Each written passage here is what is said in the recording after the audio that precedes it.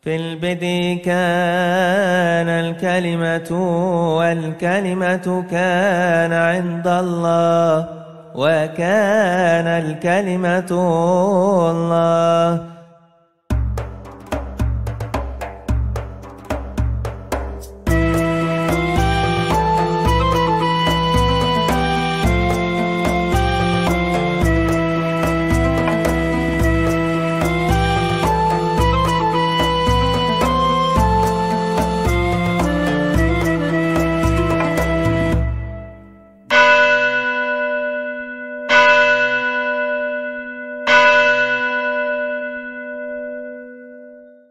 Nah ini saudara-saudara, jadi jauh sebelum kultus Dewa Matahari itu diperingati kelahirannya tahun berapa? Paling awal penyembahan Saturnalia di Roma itu tahun 274 Masehi.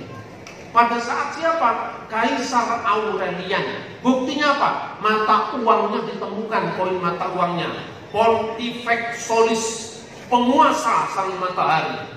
Itu ditemukan, mata uang Majapahit ditemukan. Ini lebih kuno dari Majapahit, ditemukan. Makanya sering-seringlah ke museum, jangan terlalu sering ke mall. Kita harus menguasai akses informasi ke depan.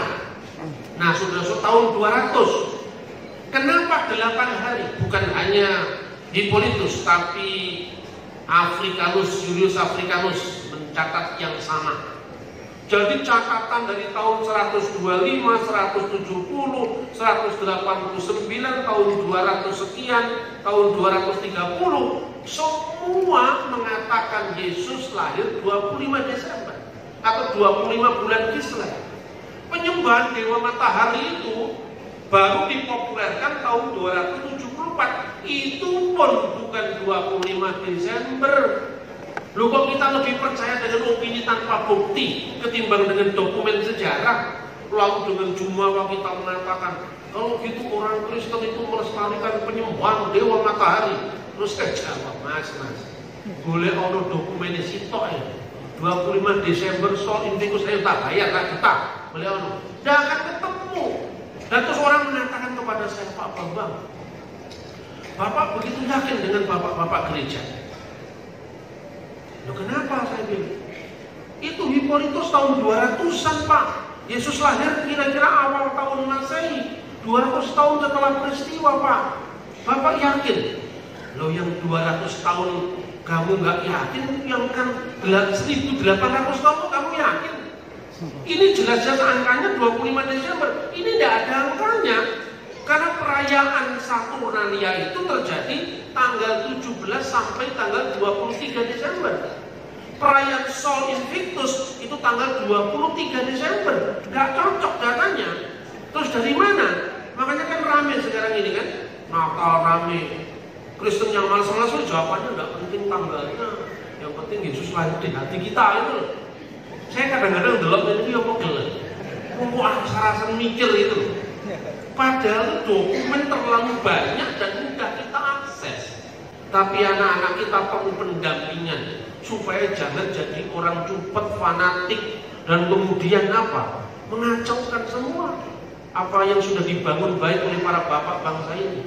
Jadi itu nanti.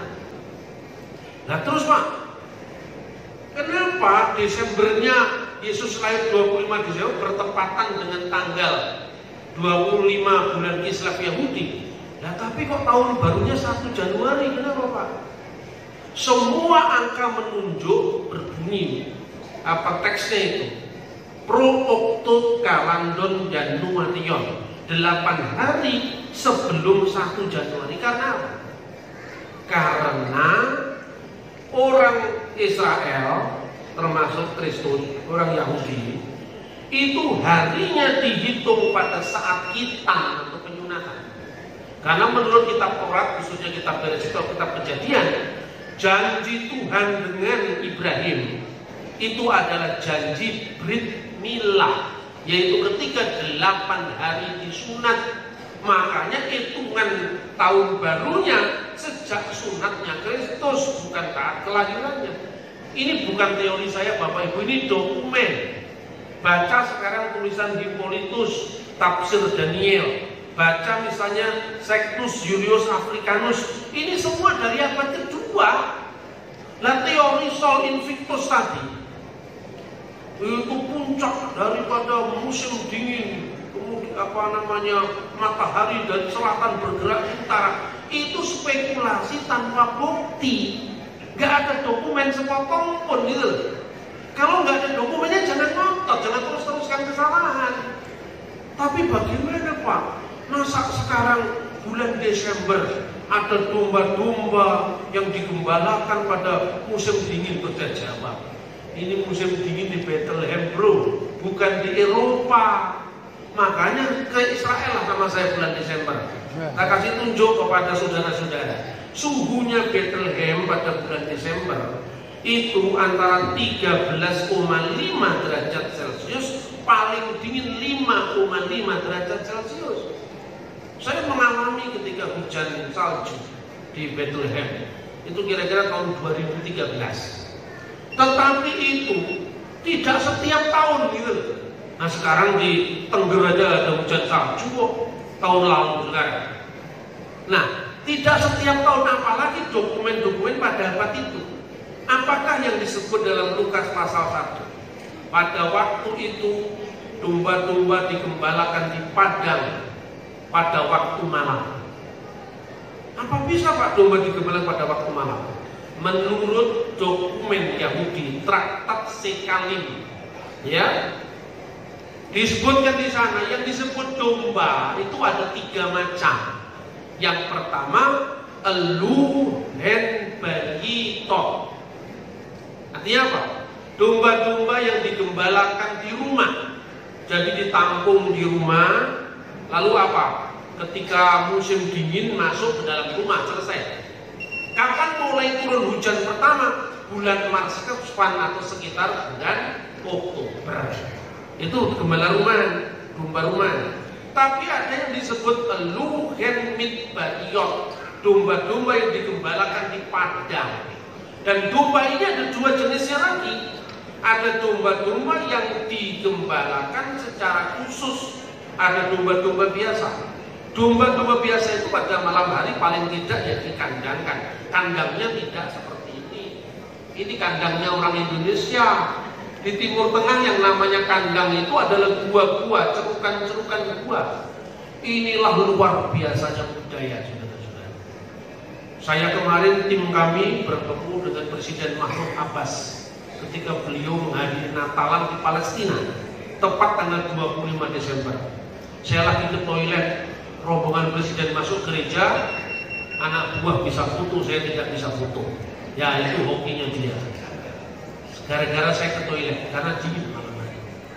Nah, di Bethlehem, saudara-saudara, itu padahal orang sudah tahu kalau gua kelahiran Yesus itu grotto, artinya gua-gua. Ya bisa-bisanya itu gereja Katolik dari Perancis, dari mana, bikin kandang dari kayu juga. Apalagi kita yang ada di Tuban, mereka sudah menginjakkan kaki di Bethlehem kan tetap pakai kandang kayu. Makanya kalau ada orang Kristen di Indonesia masih bawa Sinterklas bagi hadiah, itu untuk anak kecil, bukan untuk orang dewasa. Nanti kalau sudah dewasa dikasih tahu, nak, aslinya Sinterklas itu hanya mitos belaka. Itu hanya pelajaran, hadiah-hadiah itu seperti teman muslim galak gampil.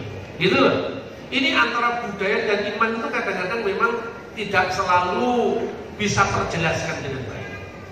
Jadi gembala-gembala apa yang menggembalakan dombanya pada malam hari itu disebutkan dalam Traktat Sekalim 7:4. Bunyinya seperti apa? Yaitu behema sinemeseu mirusalayim ve'at migdal eder. Domba-domba yang digembalakan di sebuah tempat tertutup antara kota Yerusalem sampai Migdal Eder. Ini sumber Yahudi tahun 160-an. Lalu sumber Kristen, Eusebius dari Kaisaria menulis dalam bukunya, ketika dia mengunjungi kota Bethlehem tahun 330-an, Dia mengatakan, Migdal Eder, tempat di mana Mesias menyatakan diri, dan suara malaikat dari surga memerintahkan kepada para gembala terjadinya 1000 kaki dari kota Yerusalem menuju kota Bethlehem. Ketika Antonio Barbucci tahun 1930-an, seorang arsitek dari Italia, menemukan reruntuhan gereja abad keempat, dibangunlah gereja yang sampai sekarang disebut gereja Padang Gembala.